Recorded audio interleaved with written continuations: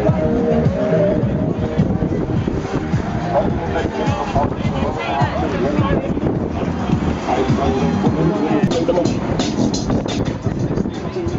up! There's a lift going to Durham in about 2 minutes if anyone wants a lift to Durham. From here. Right here. Alright, carry on dancing! To opencast at Pont Valley. More people have signed, almost 91,000 now. But turning this over, somebody's put 114,000 plus signatures. So don't quote my number. And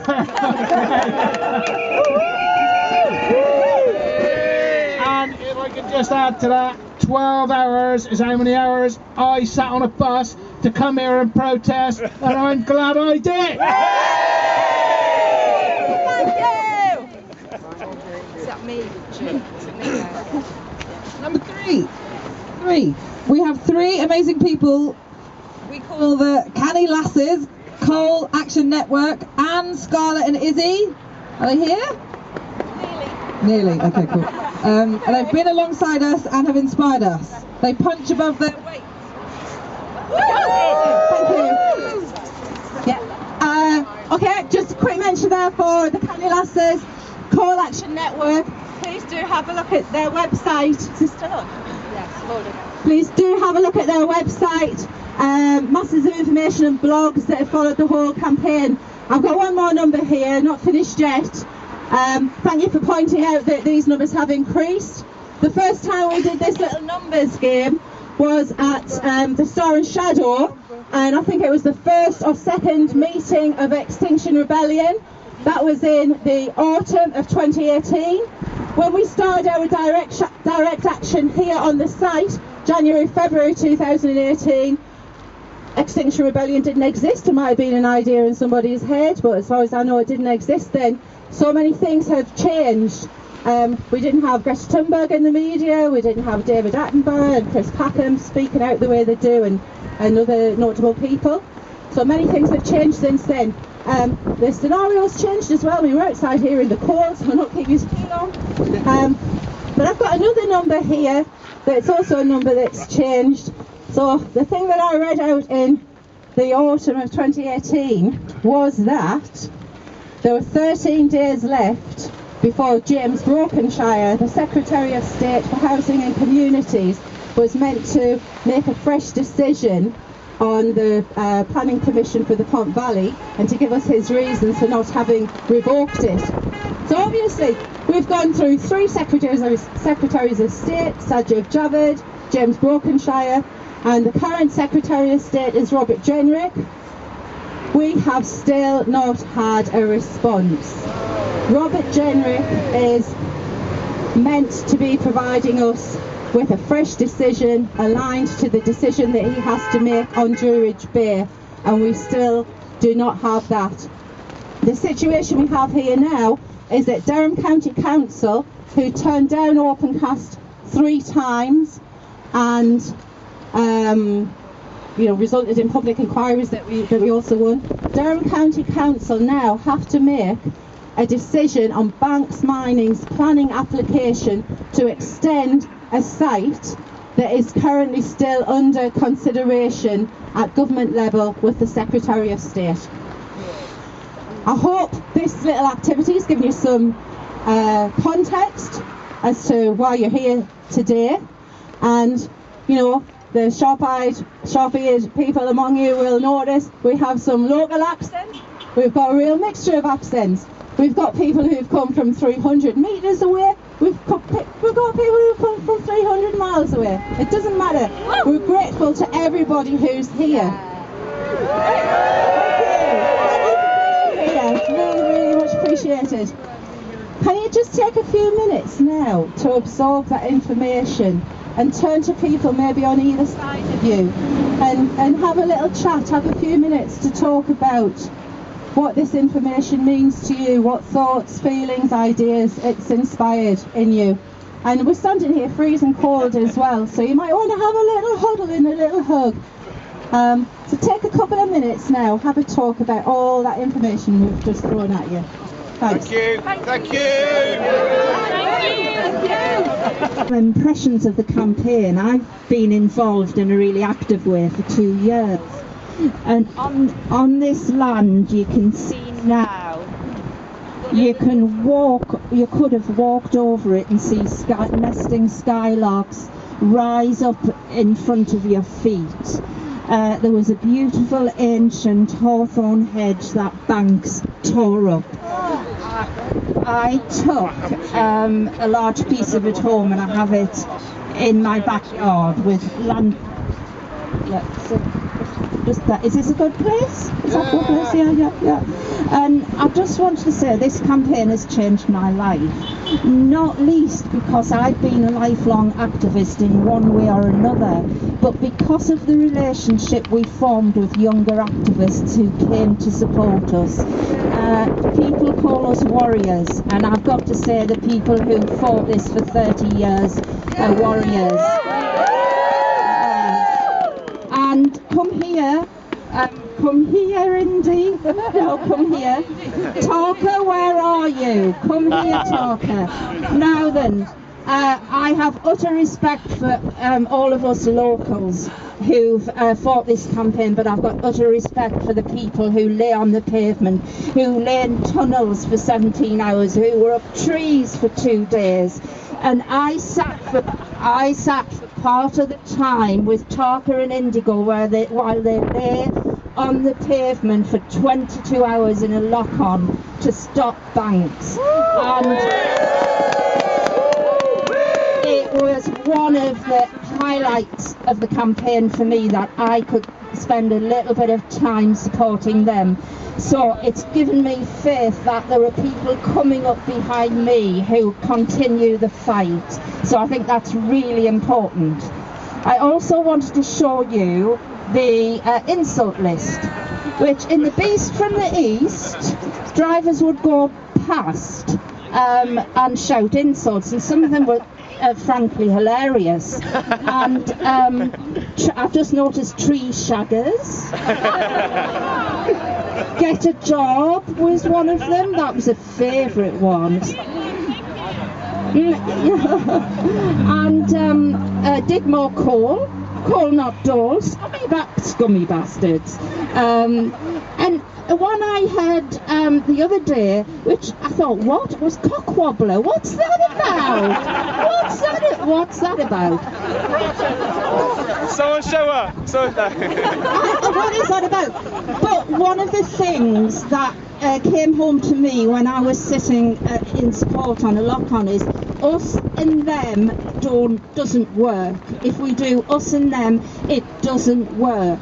We've got to try, and I'm not talking about compromise, I'm talking about not becoming rigid in the way we look at the people who abuse us.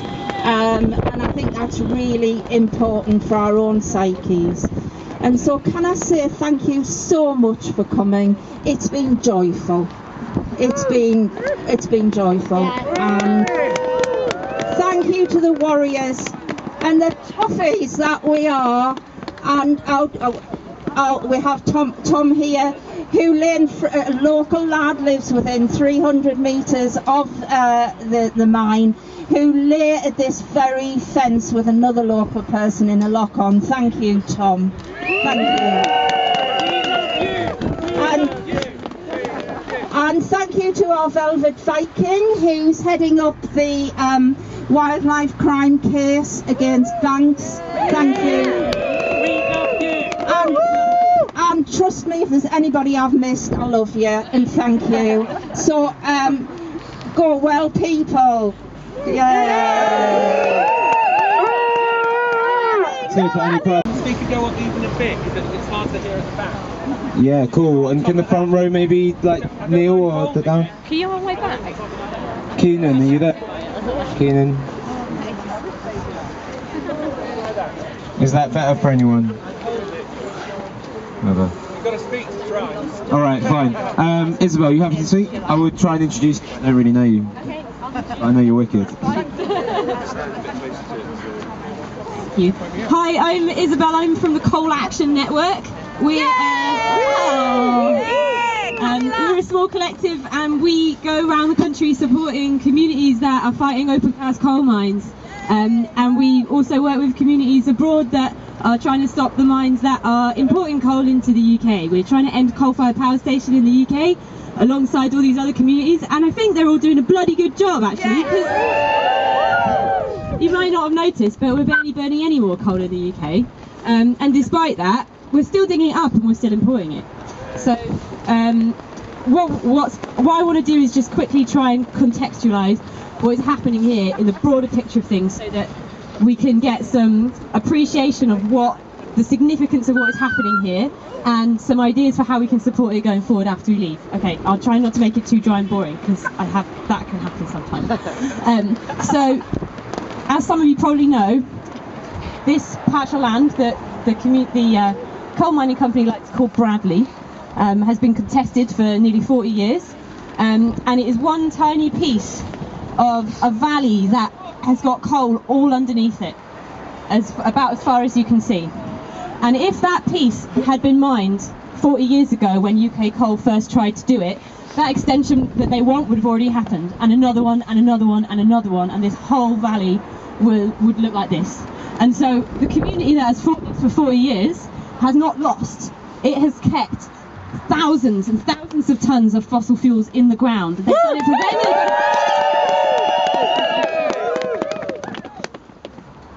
and they're still fighting. So this isn't a last stand. This isn't a last-ditch attempt to stop this mine expanding. So the other two things that are happening right now that have come off the back of all of the energy that came into the campaign 2 years ago when Banks Group first showed up. One, the wildlife crime. So when the site was held by a camp 2 years ago, we uncovered evidence of great crested newts on the site, which is a protected species and very much loved by the local community, who knew for years that these great crested newts were here and they were part of the very diverse ecology here. And Don Kent, who you may have already heard from, let's give Don a big hand. Don Kent is taking a mining company to court, everybody. Next week there's going to be a court hearing and we're going to find out whether the case can proceed to a full trial or not. And it costs a hell of a lot of money to take a mining company to court, but it costs them even more money.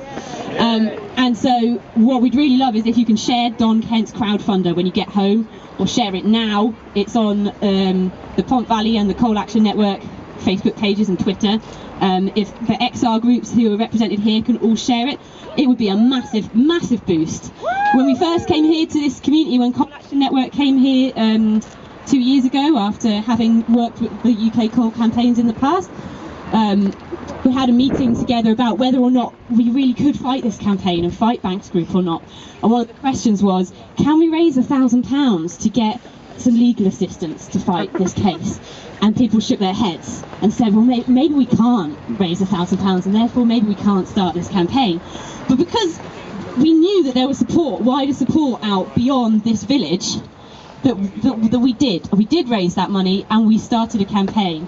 And now we really need to continue to call on that wider support now that there is even more awareness than there was before of what's going on here.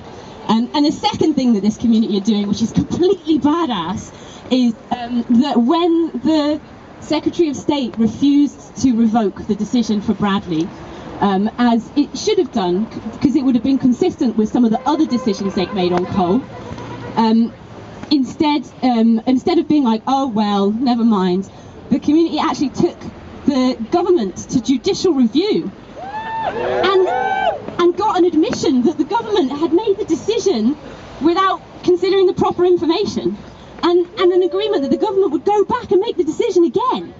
So right now, the government has on its in-tray this decision for a mine that has already started, but they still could come out and say, yeah, that was our bad, we should never have started that mine. And if they do, then what does that mean for all the other mines that Banks Group are trying to start? Druridge Bay, 3 million tonnes of coal. Julie Hill, just south of Newcastle. So what this community is doing is undermining the power and the influence and the lies of a mining company that thinks it's above the law and can destroy habitat. And also it's pushing for a change at a central government level that could influence all of coal mining policy in the UK if it's successful. So thank you guys, because this isn't just about this piece of land. It's got further reaching implications for ending coal in the UK. Thanks for coming and being part of it, and please make sure that the efforts of the local people who are doing this for everybody are amplified beyond today, and that you take these stories back with you, and that you come and keep asking and listening and finding out what more you can do to support. Thanks very much. Thanks, Izzy. So we're gonna. Can I say something? Yeah, you definitely can. Yeah, I'm not going to say no, am I? The wildlife prosecution. Oh, don't move away from the mic, the amplifier. Okay, I just wanted to tell you about the private prosecution I've taken out against banks for a wildlife crime. And what's happened is we've been through 2 sets of magistrates' courts, and Teesside magistrates refused to allow us to go ahead, and said that we were not covered by something called the Aarhus Convention, which is a convention which Britain is signed up to from the United Nations, which says that anybody who's taking action against a company or an individual to protect the environment is protected in relation to the costs they have to pay. In terms of an individual, it's £5,000. In terms of an organisation, it's £10,000. So a couple of months ago, we ended up in Leeds Crown Court, and banks were there as the interested party, they said. And banks claimed that this wasn't an environmental issue. Secondly, that we were not covered by Aarhus, and thirdly, that I was not an individual, but that I was fronting up an organisation of which they had not managed to find out anything about. So, given that their lawyers were charging banks 65,000 quid for this, I think that's pretty poor, really, if they couldn't find out that I was backed by Vladimir Putin. I'm naturally sitting on the Kremlin gold as we speak. And the judge turned round at the end of the hearing and said, well, actually it was the next day, I had to go back to Leeds, and said this was environmental, it was protected by Aarhus, and I am an individual and not fronting some sinister organisation. So our costs are now limited. The worst banks can do if we lose is get 5,000 quid. That's how much that we've managed to do so far, and goodness knows what we've cost them in legal fees. So on Friday, unfortunately I can't be there, but one of the protectors, Alan here, is going in my place. We're going back to Leeds to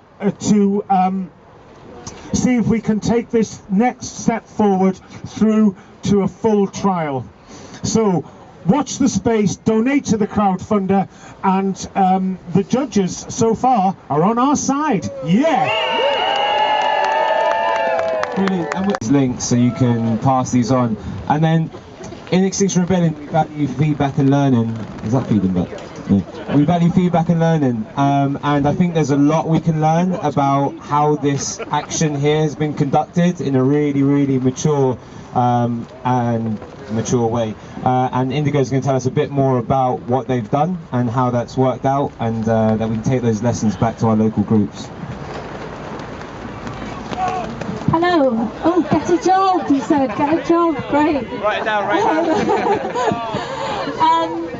Yeah, so we're here. Where do I start? Where do I begin?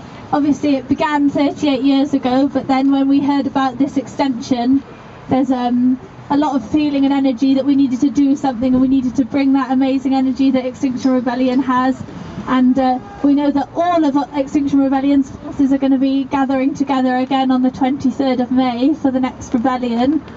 But we've got lots of time in the meanwhile, and what are we going to do? We should reach out to campaigns, make a real difference on the ground, build our movement, build our relationships, and show that we can all stand together and make change.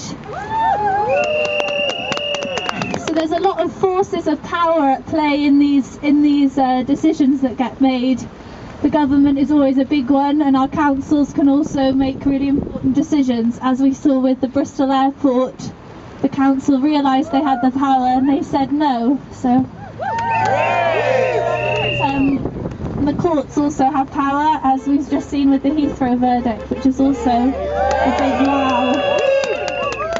So we wanted to start this sort of run of actions with a conversation rather than just jumping in here like we have done that, like we can do sometimes.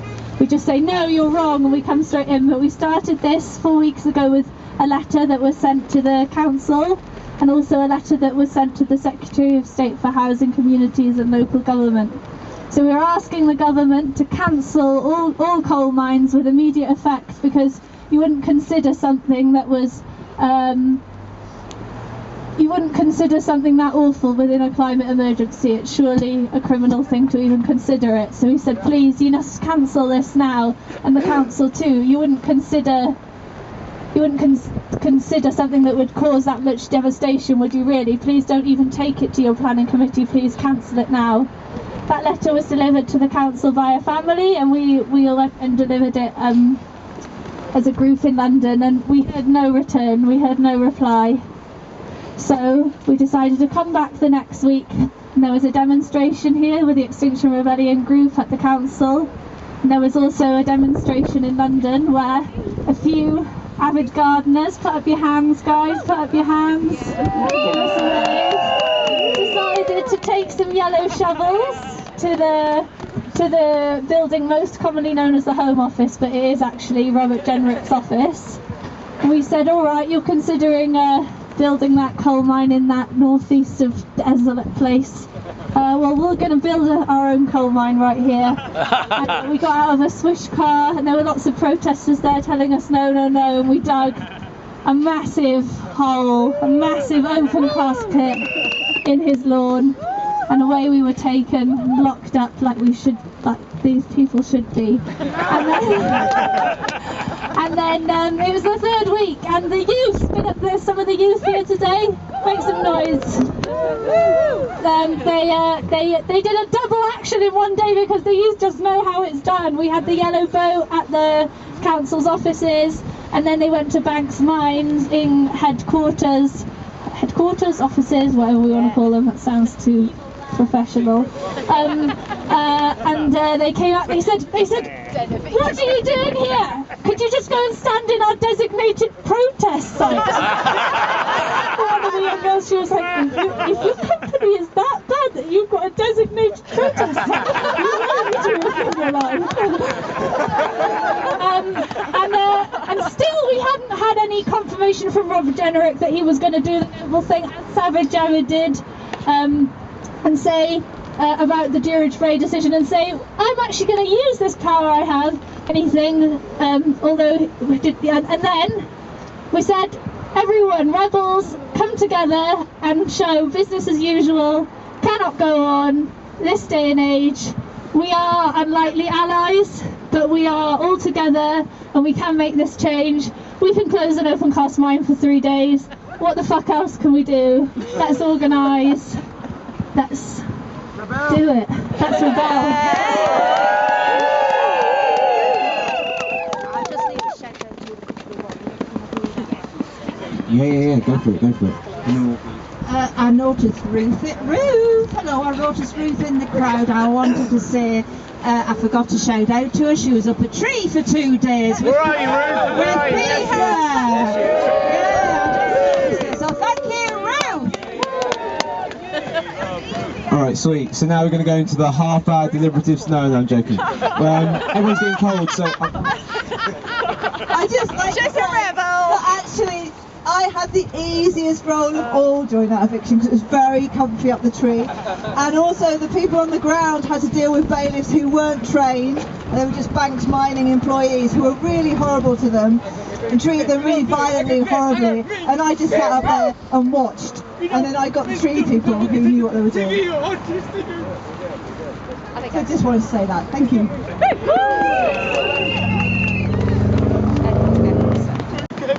So...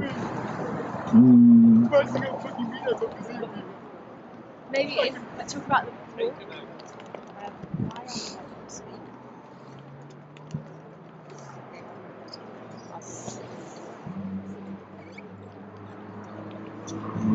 Yeah, we've all come here and supported an action which has been going on for 38 years. And for many of us, the action will be over once we go home.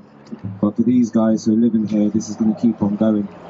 They're going to keep on fighting. It's going to keep consuming so much of their lives so they can protect something so beautiful for them here and now and for future generations.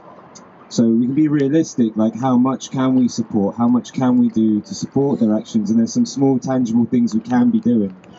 But I think it's really important we think about all our actions and not just turning up on the day and raising the alarm, but how we can support the people that are continuing to make those fights.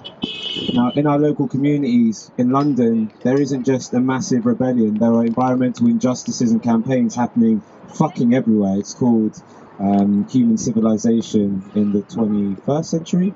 Yeah. So find out. I just hope this encourages. It's what it's done for me. I'm not going to tell you what to do. It's helped me be inspired to think, what is going on in my local area? What can I support and help with the energy of Extinction Rebellion and support those campaigns? And if there isn't one going on, what abominations are happening that I can do that can be as inspiring as what these guys have fucking been doing for 38 years? So just wanted to just put that out. So what we were going to discuss, but I'm going to leave you after Edmund's had the chance to speak, to discuss what can we continue to do to support the local actions? What can we continue to do to support the Coal Action Network across the UK and internationally? And what inspirations can we take from this form of organising into our local groups and into our further actions, into the rest of the rebellion, all right?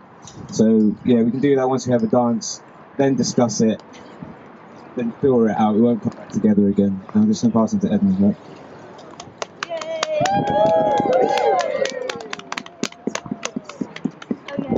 Ladies and gentlemen, this is just very powerful, so I hope you actually listen and have your tissues ready, because honestly, people are going to be very moved by this.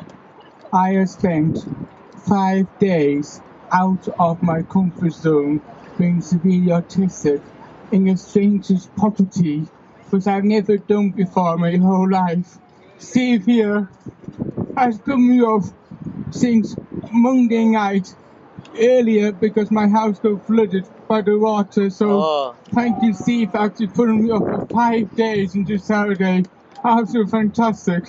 I managed to conquer 3 full days being stressed out and autistic.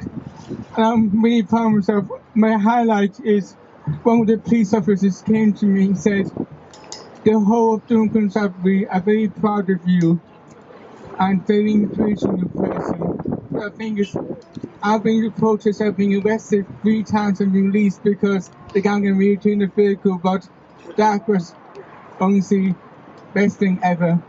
One more thing, when I went to my new affinity group meeting, there's a lady who was severely autistic who couldn't make it because she was too scared and stressed out.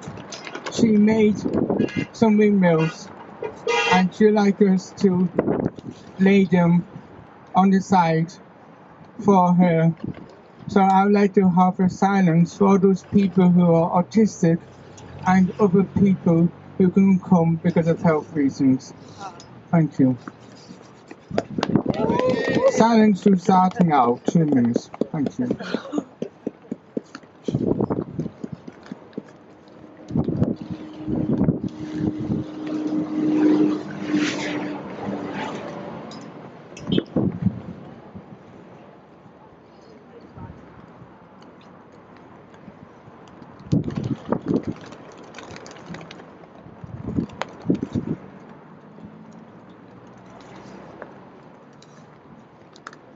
Honestly, thank you very much for that. Thank you for giving me the experience of my lifetime to be here. If a couple of people come and lay windmills, it'd be fantastic. And we managed to come to 3 days of closing the mine. Woo! So for Edmund. Alright, so... Go Edwards! Yay! There's always one more thing, isn't there? There's always one more thing. But there is a perimeter walk to show people where the land is that is proposed to be the mine extension. And Leah, who's somewhere here, there, with a lovely fluffy hood, will lead that straight away after this. So if you just meet with Steve and Leah, if you are interested in going on the perimeter walk, warming your blood and hearing of the stories. And there'll be a vigil here at 3 p.m, which happens every month, so we can all be here for that. So let's hear it for all our speakers. Let's hear it for all the amazing rebels who come down from near and far. Woo! And let's move and get warm. Yeah. Music. That would be great. Get warm.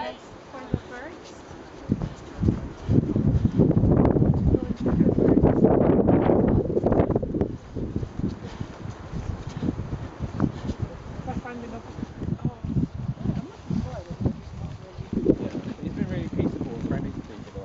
The locals are saying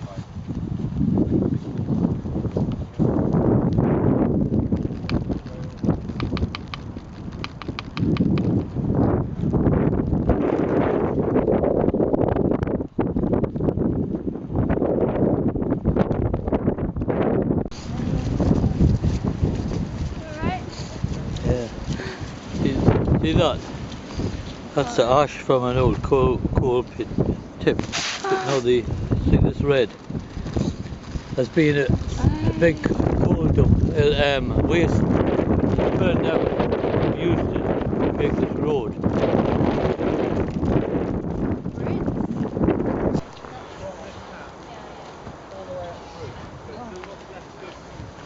rather lovely deep woodland all the way up to the roads that we've walked along from the roundabout up to the site, all the way down, right down to the road that runs the other way, down to the houses over there.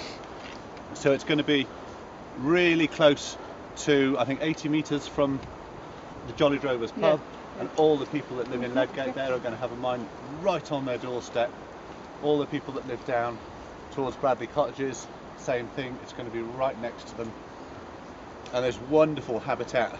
What's left of it here is going to go. The field up above will be gone, just the same as that mine that we looked at down there. It'll be destroyed absolutely like that. This will be affected. We've got, I mean, you've seen on the way through, there's been lots of nest boxes. There's bat boxes up there, there's owl boxes through. There's lots of nest boxes. It's a really, really rich environment out here for a whole range of species. All of that's going to be affected. Even if it's just outside, it's going to be affected through the dust, through the disturbance, the constant noise. That's going to affect everything that lives in the woodlands that we've just come up through. Can I ask you a question? Really where they've planted fresh trees, how successful are those plantings? Are those trees actually growing? Because I've heard in the press sometimes these things don't always work. These are, well, at the moment they are.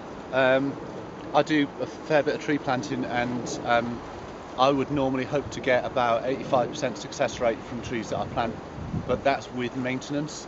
Banks on their website are saying that they've planted lots of trees, 3,500.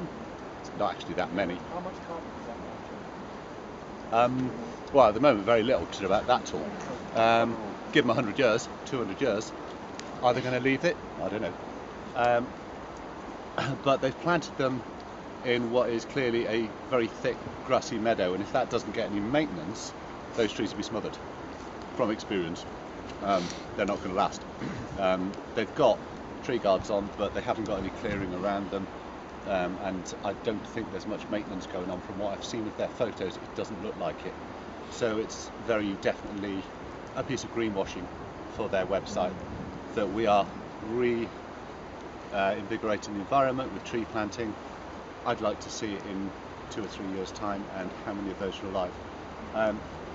The trees they've planted out here are largely oak with, I think they've got some alder in. It's largely oak with some alder in, which is fine. They're native hardwood trees, but they're not what we've got around here.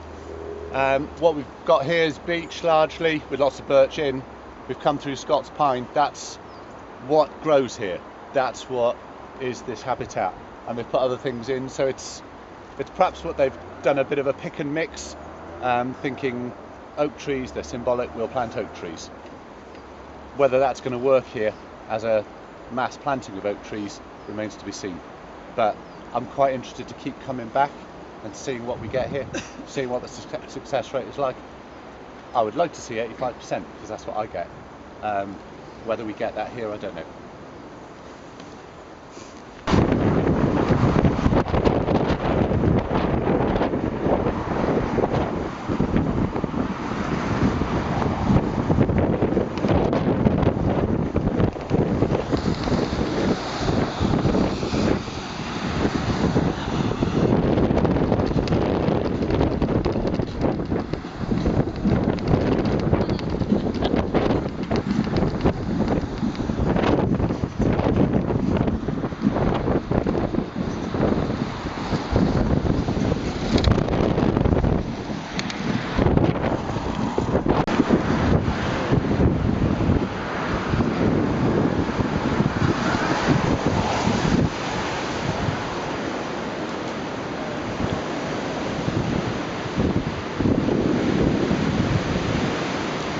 Going to the Canary Cafe.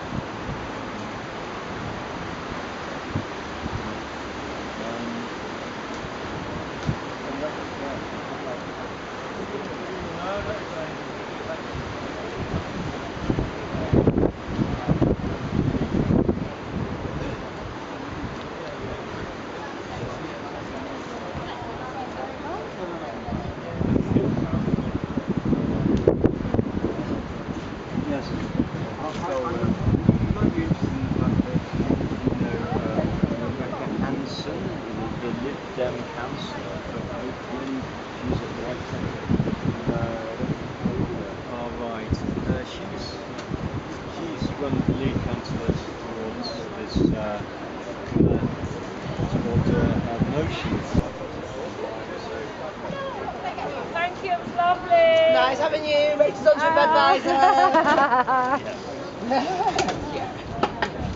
Hello again. Have you had some of that?